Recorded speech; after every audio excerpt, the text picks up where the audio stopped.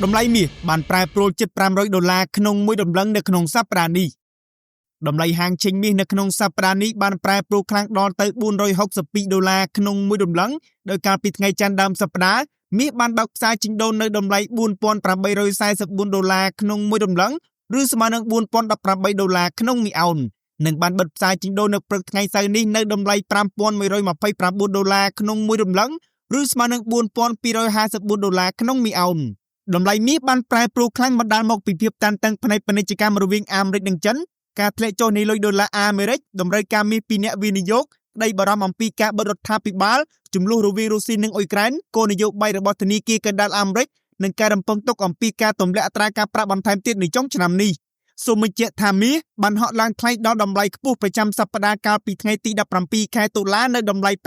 $5,282ក្នុងមួយដំណឹងខណៈតម្លៃទាបប្រចាំសប្តាហ៍វិញនៅ